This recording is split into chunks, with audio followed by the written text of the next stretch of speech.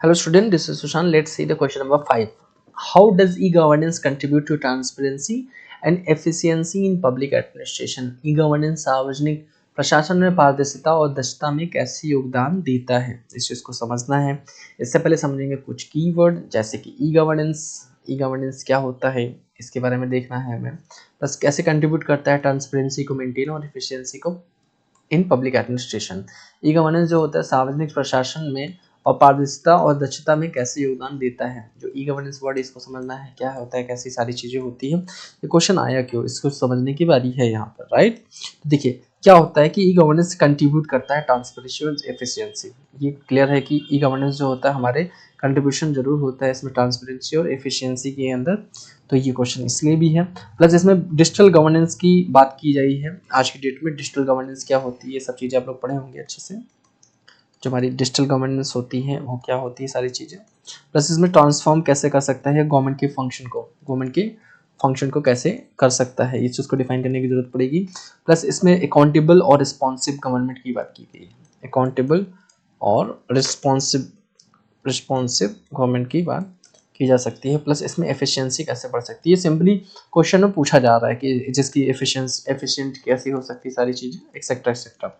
आगे कुछ क्वेश्चन देखते हैं कि ये क्वेश्चन मैटर ही क्यों करता है, क्वेश्चन लिखने में गवर्नमेंट के लिए क्या ज़रूरत है, उसको लिखने की ज़रूरत ही क्या है। सी क्वेश्चन नंबर 1, जो स्ट्रेंथनिंग करेगी, ये मजबूत करेगी हमारी डेमोक्रेसी को। ये क्या करेगी, मजबूत करेगी हमारी डेमोक्रेसी को, राइट। तो हमारी क्या करेगी, स्ट्रेंथनिंग डेमोक्रेसी एंड गवर्नेंस को हमारी क्या करेगी, जो हमारा ई गवर्नेंस होगा वो स्ट्रेंथन करेगी किसको, डेमोक्रेसी और गवर्नेंस को, राइट। प्लस इसमें हम लोग जानते हैं कि गवर्नेंस प्रमोट करती है। ये गवर्नेंस की वजह से हम लोग बहुत सारी जगह पे ट्रांसपेरेंसी देखने को मिलता है, इसके बारे में डिफाइन करेंगे। प्लस रिड्यूस करेगी, क्या करेगी, जो हमारी करप्शन होती है इसकी वजह से। जैसे हम लोग बहुत सारे स्कीम्स के बारे में जानते थे पहले कि जो लोग प्रोवाइड करते थे, बट उसके अंडर में क्या होता था, बहुत सारी चीज़ें घपलेबाजी टाइप की चीज़ें देखने को मिलती थी। तो हम लोग ऑनलाइन ट्रांजेक्शन वगैरह की मदद से ये सारी चीज़ें, और हमारी जो डिजिटल जब हमारे चीज़ें डिजिटलाइज होती है तो चीज़ें सामने स्क्रीन पे होती है, जो भी एक्टिविटीज़ होनी होती है, राइट। पब्लिक एडमिनिस्ट्रेशन में अकाउंटेबिलिटी बढ़ जाएगी, तब सब लोग समझ पा रहे हैं। इंप्रूव करेगी सर्विस डिलीवरी को, ये सर्विस डिलीवरी भी काम करेगा। सर्विस डिलीवरी इससे अच्छी हो जाएगी, इससे हमारी अकाउंटेबिलिटी और ट्रांसपेरेंसी बढ़ेगी। जो हमारी सर्विस डिलीवरी है वो अच्छी हो जाएगी। इसमें ये डिफाइन कर देना है कैसे सर्विस डिलीवरी अच्छी हो जाएगी। कुछ डिजिटल प्लेटफॉर्म्स हैं, इसके बारे में थोड़ा डिफाइन करना है कि जो फास्ट हो जाएगी, इसकी चीज़ें जो होगी तेजी आ जाएगी, इसमें पेपरलेस हो जाएगा। तो दैट इज़ गुड कि पेपर बहुत सारे आगे बहुत टाइम तक रखने से वो वेस्टेज हो जाती है, खो जाने के चांसेस होते हैं, ख़राब होने के चांसेस होते हैं।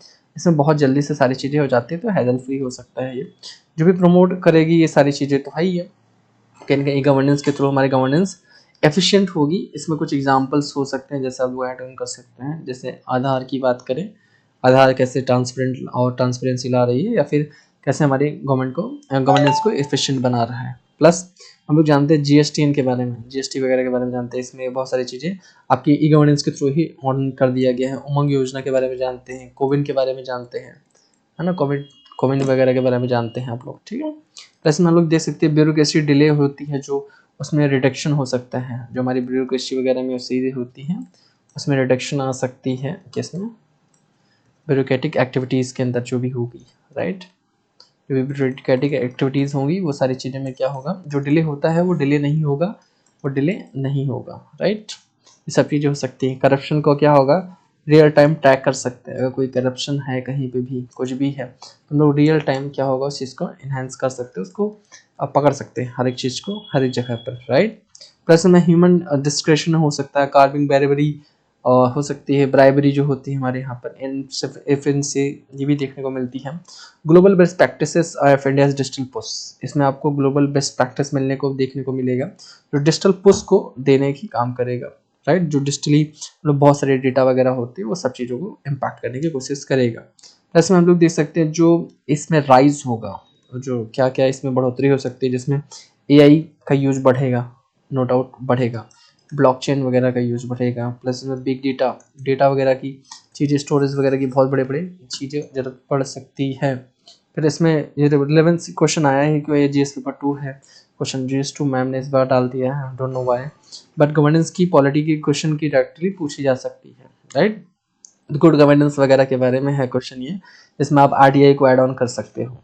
गुड गवर्नेंस है तो गुड गवर्नेंस के लिए इसमें RTI वगैरह बहुत इंपॉर्टेंट है, इसको ऐड ऑन कर सकते हैं। और इसके साथ साथ देख सकते हैं कुछ मॉडल्स हैं गवर्नेंस के, आप इसको ऐड ऑन कर सकते हैं। आप लोगों ने पढ़ा होगा गवर्नेंस के कुछ मॉडल्स हैं, क्या क्या हो सकते हैं, कुछ बहुत सारे रिकमेंडेशंस हैं बहुत सारे लोगों के, राइट। अब प्लस इसमें बहुत सारी चीज़ों के साथ साथ देखना है कि जो की अप्रोच है आंसर राइटिंग करने का, उसमें हम लोग कैसे क्या करेंगे, राइट। तो सबसे पहले चीज़ है कि फॉर्मेटिंग, ये इंपॉर्टेंट है सारी चीज़ें। इसमें हम लोग देख सकते हैं कि इंट्रो में क्या होना चाहिए, मेन क्या है, आपको सीधे डिफाइन कर देना है। क्या डिफाइन कर देना है कि ई गवर्नेंस होता क्या है, पहले तो ये डिफाइन करोगे ना ई गवर्नेंस क्या होता है। इसको डिफाइन करने के बाद इसमें सीधे लिख देंगे रोल इन पब्लिक एडमिनिस्ट्रेशन, जो हमारा पब्लिक एडमिनिस्ट्रेशन है इसमें ई गवर्नेंस का रोल क्या है, ये सारी चीज़ें डिफाइन करने के बाद फिर सीधे बढ़ेंगे हम लोग मेन बॉडी के अंदर। मेन बॉडी क्या होती है इसमें देखने की ज़रूरत है। जो हमारी बॉडी होगी वो क्या हो सकती है कि कैसे हाउ ई गवर्नेंस ईजी मतलब ई गवर्नेंस प्रमोट करती है, क्या करती है, प्रमोट करती है ट्रांसपेरेंसी को। इस चीज़ को डिफाइन करेंगे कहाँ पर हम लोग करेंगे, बॉडी के अंदर, क्या कैसे ट्रांसफॉर्म करेगी, ये ट्रांसपेरेंसी को कैसे ला देगी, राइट। ट्रांसपेरेंसी को कैसे ला देगी, how e governance promotes, how E government promote transparency. और इसमें क्या हो सकता है, ट्रांसपेरेंसी लाने की कुछ चीज़ें देखने को मिली है न्यूज़ में अब, या फिर आप लोग रिसेंटली देखा है। RTI एक इंपॉर्टेंट चीज़ें है, जो डिजिटल रिकॉर्ड्स होती है ये सारी चीज़ें इंपॉर्टेंट है। जो हमारी डिजिटल रिकॉर्ड्स होती हैं ये सारी चीज़ें इंपॉर्टेंट है। प्लस इसमें रियल टाइम ट्रैकिंग वगैरह जो होगी ये कहीं ना कहीं ई गवर्नेंस को इन्हांस करेगी ट्रांसपेरेंसी को लाने में, राइट। और इसमें आप ऐड ऑन कर सकते हैं बॉडी में, आप क्या कर सकते हैं, ठीक। इसमें इम्प्रूव करने की कोशिश करेगी एफिशिएंसी, जैसे एफिशिएंसी और जो आपकी इंक्रीज होगी वो कैसे, efficiency increase, wait a minute, हर बार का कैसे इम्प्रूव करेगी, कैसे इम्प्रूव करेगी एफिशिएंसी, ठीक है।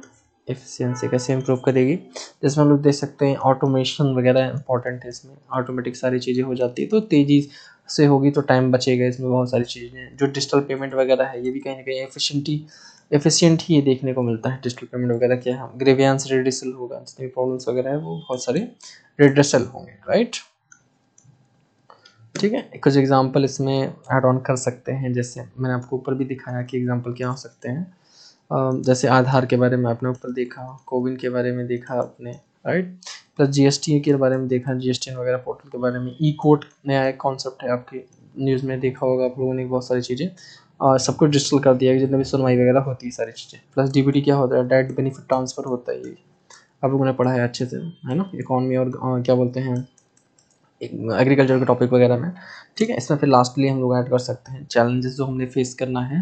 ये जो चैलेंजेस होते हैं वो क्या हो सकते हैं, वे फॉरवर्ड रूट में चैलेंजेस जो हैं वो क्या है इसके अंदर, प्लस वे फॉरवर्ड क्या हो सकता है, जिसमें डिजिटल डिवाइड है, बहुत सारी चीज़ें डिजिटल डिवाइड क्या हो सकती है, ये सारी चीज़ें डिफाइन करना अच्छे से, बहुत छोटे से, कुछ ज़्यादा वर्ड नहीं लेना, थोड़े बहुत वर्ड में लेना है। वैसे जो साइबर सिक्योरिटी से रिलेटेड है सारी चीज़ें, जो ऊपर भी हमने क्वेश्चन में देखा है कि साइबर सिक्योरिटी से रिलेटेड, ये साइबर सिक्योरिटी की वजह से ही क्वेश्चन उठा गया है, राइट। प्लस रूरल डेवलपमेंट जो आपका है, रूरल डेवलपमेंट में कैसे हैं, पेनिट्रेशन वगैरह क्या हो सकती है, इसमें सारी चीज़ें ये डिफाइन करने की ज़रूरत है, ओके। तो ये सारी चीज़ क्वेश्चन के बारे में था चीज़ें। आप लोग ये समझिएगा कि ये क्वेश्चन मैम ने जो डाला है यहाँ पर, क्वेश्चन GS पेपर 3 में, हाउ डज द गवर्नेंस, ठीक है। इसको ट्रांसपेरेंसी वगैरह कहीं ना कहीं इसको साइंस एंड टेक्नोलॉजी के टॉपिक से मैंने जोड़ा, जो कि कहीं ना कहीं क्वेश्चन GS2 का है, बट GS3 में भी कहीं ना कहीं पढ़ सकते हैं। कहीं ना कहीं ये क्वेश्चन एक सबक है कि कहीं ना कहीं इस तरह की क्वेश्चन भी GS3 में पूछा जा सकता है, okay. So this is the finish off question number 5। तो मिलते हैं नेक्स्ट क्वेश्चन में, क्वेश्चन नंबर 6, जो कि हम लोग देखेंगे कि क्या हो सकता है। Discuss the impact of rising NPAs, जो नॉन परफॉर्मिंग एसेट्स होते हैं, ऑन इंडियन बैंकिंग सेक्टर में, भारतीय बैंकिंग क्षेत्र में जो बढ़ते हुए अनर्जक परिसंपत्तियां NPA का प्रभाव पर चर्चा करें। जो हमारी इंडियन इकोनॉमी है उसमें सबसे बड़ी चीज़ जो बैंक है, जो बैंकिंग सेक्टर है, उसमें नॉन परफॉर्मिंग एसेट जो ऐसा पैसा जो है तो बट वो काम नहीं कर रहा है, वो परफॉर्म नहीं कर रहा है, तो वो ऐसी चीज़ें हैं जो कि कहीं ना कहीं बैंक की प्रॉब्लम क्रिएट कर सकता है, हमारी इंडियन इकोनॉमी को डिसबैलेंस कर सकता है। ये बहुत सारे इम्पैक्ट इसके सोशल पर्सपेक्टिव बहुत हो सकते हैं, इसमें हम लोग चर्चा करेंगे आने वाले क्वेश्चन में। See you there, see you, thank you.